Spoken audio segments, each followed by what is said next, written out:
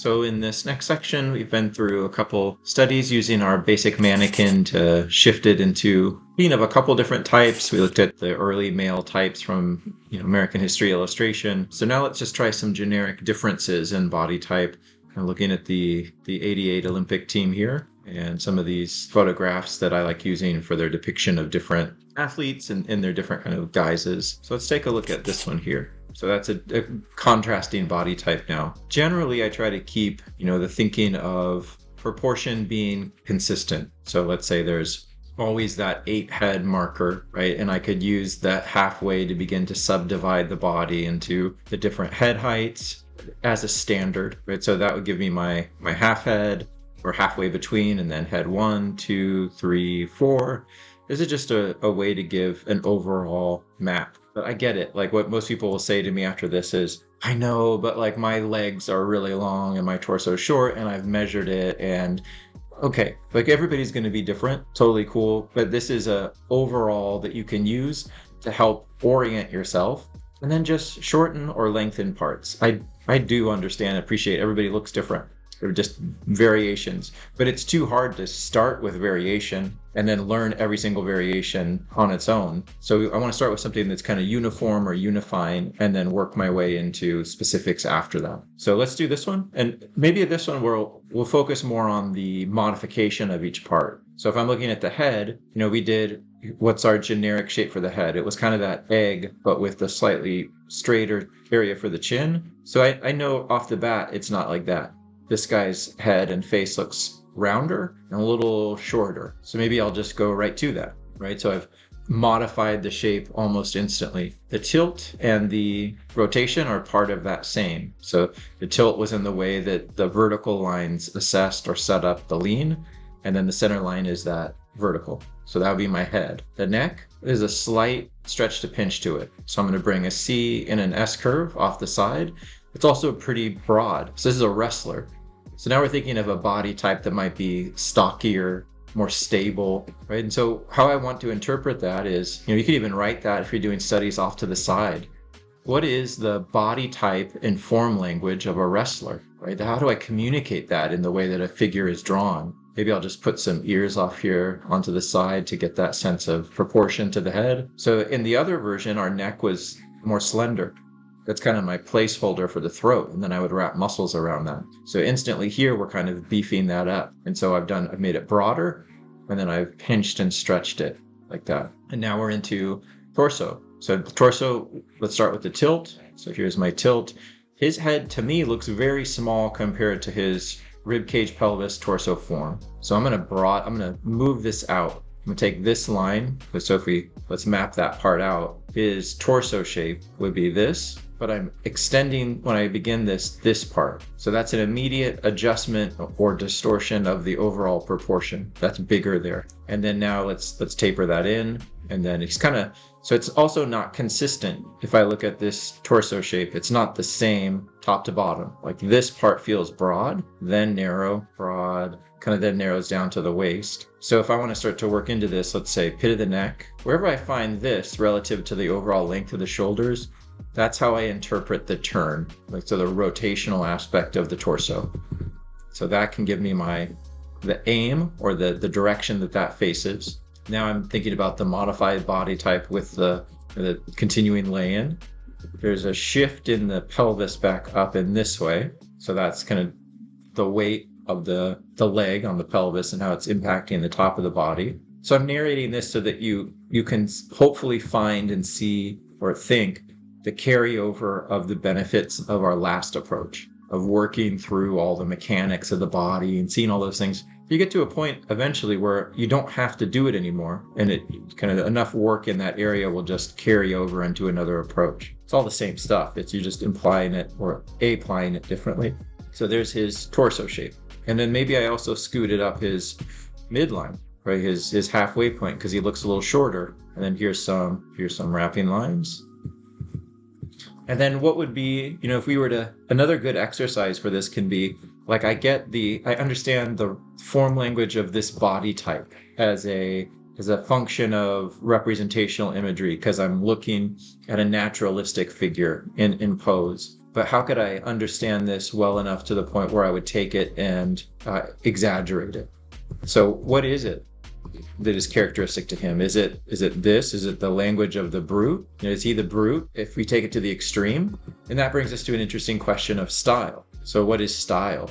And there's lots of answers to that, but in terms of, like, let's say character, I think of style as existing on a range of simple to complex. So the simple style of like a cartoon, graphics more in direct utilization or representation of geometries. Like Mickey Mouse is all circles, or Pikachu is all circles, so on and so forth. The more we get toward the representational, the more complex the arrangement of shape and form, but it's a more difficult pattern to break down into basic.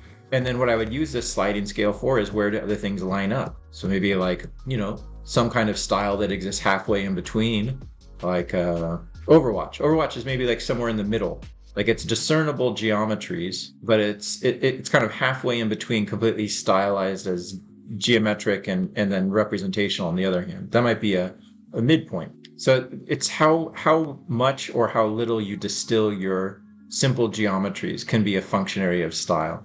That's one way that I've been thinking about it more lately. So that could be an exercise. Do your representational study and then see how far you could push it into something that is purely stylized, like the simplest kind of distilled version of its geometries. And then his legs feel long and slender relative to his body. Like all the body seems kind of pushed up here. So one thing I'm going to start to look at now that I hinted at earlier is what could be a gesture line? What does gesture line look like in this? Sometimes what I like to do is take from the ear through the pit of the neck, center line of the rib cage, and down into the weight-bearing leg.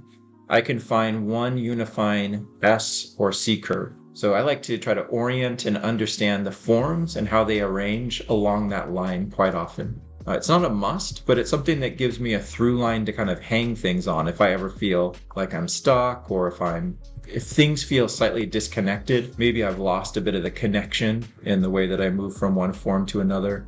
So here's the leg. I would say this is a B. So more of that C curve here, straight, and then a bit of a C or an S curve here to give me that secondary ring for the B, and then foot. I always feel though, like in contrast to the other approach, that it would take me 10 minutes to get here. Like I would have to be building muscles to get to this point in my gesture construction approach. And then maybe this leg's a little long, and I could even move this foot up a little bit more to get that height reflective more of his body. On this side, this is the passive hip, so this is dropped, and then the leg is more of an S.